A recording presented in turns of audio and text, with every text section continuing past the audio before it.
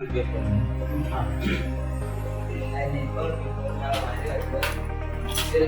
तुला येणाऱ्या लाईफ मध्ये याचा काय फायदा होऊ शकतो? याचा फायदा मला सेल्फ कॉन्फिडन्स आहे, खूप वेळ सांभाळून काही स्टेज करायचं तिथे मला याच्यावर बरोबर. आजच्या झालेल्या टॉपिक रिलेटेड तुला फ्युचर्स मध्ये याचं काय बेनिफिट होऊ शकतो? जर मी आयटी इंजिनिअरिंगला जर गेलो ना आयटी इंजिनिअरिंग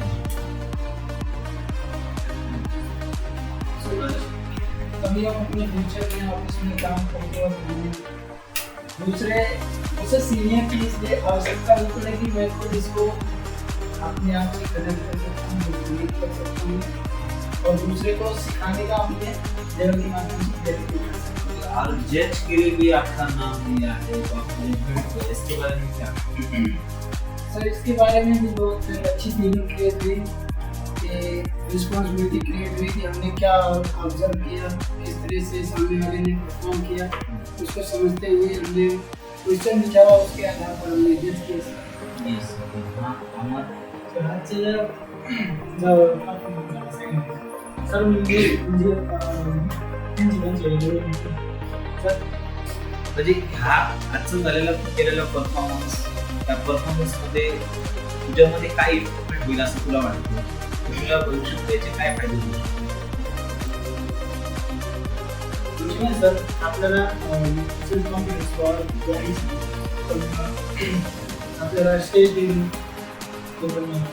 जी माहिती आज मला म्हणजे जी माहिती नव्हती की आज या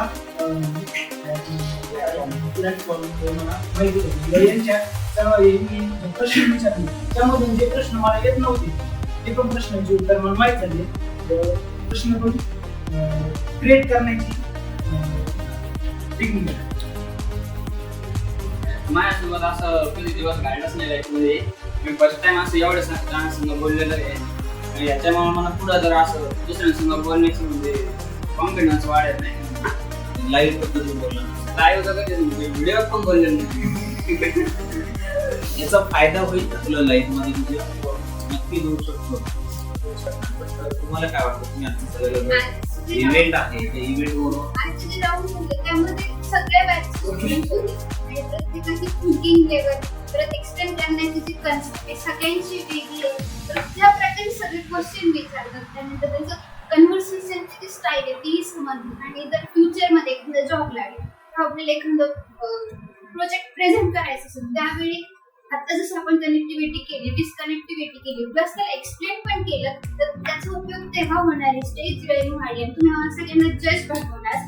की आमच्यासाठी खूप मोठी गोष्ट आहे की आम्हाला ह्या एजमध्ये जज बनायलाच सांगितलं. तुम्ही तुम्ही आमच्यापेक्षा मोठे असताना तर प्रेझेंट तुम्ही आम्हाला जज बनवल्यामुळे तुमच्यामध्ये येणार फीलिंग्स आहेत तर तुमच्या लाईफ मध्ये कसं ऑब्झर्व? एखाद्या जर सपोज एक बाय चान्स एखादं कॉम्पिटिशनवर कुठली इव्हेंट मला जर जज करायचं असेल त्यावेळी मला एक्सपिरियन्स असेल त्या गोष्टीचा, परत मला समजेल कुठले पॉइंट्स ऑब्झर्व करायचे कुठले नाही आणि कशा प्रकारे क्वेश्चन्स विचारायचे. अंजली मॅडम, तुमचा काय फीडबॅक आहे इव्हेंट त्या इव्हेंट बद्दल? मला असं वाटतं की म्हणजे आतापर्यंत मी कधीच स्टेजवर जाऊन किंवा एवढ्या लोकांसमोर बोलले नव्हते. भीती वाटायची, पण आज असं काहीच वाटलं नाही. म्हणजे एकदम सेल्फ कॉन्फिडन्स पण वाढला वगैरे. आणि परत जर कधी कॉलेजला गेले किंवा जर का काही जॉब वगैरे लागला प्रेझेंटेशन जर असेल तर त्या टायमिंगला भीती वाटणार नाही. एकदम फ्रीली आणि कॉन्फिडन्सली सगळं बोलू शकतो. आणि जज म्हणजे भारी वाटलं की पहिल्यांदा जज झाले, समजलं की कसं जज करायचं, काय करायचं. तुम्ही शुभम सर आमचे मोठे असून तुम्ही आम्हाला संधी दिली. जजमेंटमुळे तुम्हाला हे सगळ्यांना समजलं की एक रिस्पॉन्सिबिलिटी काय असते आणि ती रिस्पॉन्सिबिलिटी कशी असली पाहिजे. एक सेक्सी डिसिजन मेकिंग असते पाहिजे असं वाटलं का? त्याचं काय वाटतं? म्हणजे आपल्याला असं वाटायचं की जज मार्क्स देतात, किती सोपं काम. पण आज कळलं की किती डिफिकल्ट आहे सगळं ऑब्झर्व करायचं, नंतर विचार करायचा किती मार्क्स द्यायचे. किती नाही ते सांगितलं. कोणते क्वेश्चन विचारायचे, क्वेश्चन एक लवकर सुचत नव्हते कोणते विचारायचे क्वेश्चन ते. कारण तुम्हाला काय वाटतं आजच्या माझं एक असं नवीन एक्सपिरियन्स झालाय. आतापर्यंत लाईफ मध्ये असं काही झालंच नव्हतं. कुठे स्टेज लिहिणे वगैरे परफॉर्मन्स प्लॅटफॉर्म असा कुठे क्रिएट झाला नव्हता. आणि आज शुभम कम्प्युटरमध्ये असा प्लॅटफॉर्म क्रिएट झाला आणि आम्ही सगळ्यांनी छान एक्सपिरियन्स घेतला त्याच्यातून. हार्डवेअर कनेक्टिव्हिटी, डिस्कनेक्टिव्हिटी जाऊन आम्हाला कंपनीत जाऊन कुठल्याही कम्प्युटरला वगैरे प्रॉब्लेम आला तर आम्हाला कुठल्याही बाहेरच्या एम्प्लॉयची गरज न पडता आम्ही एक सॉल्व्ह करू शकतो प्रॉब्लेम.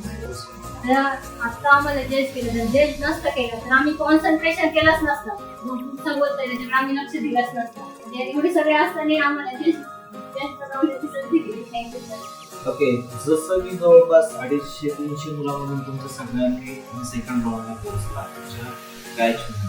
असं वाटत नाही की तुम्ही एक युनिक आहात आणि युनिक म्हणून तुमचं सिलेक्शन झालंय.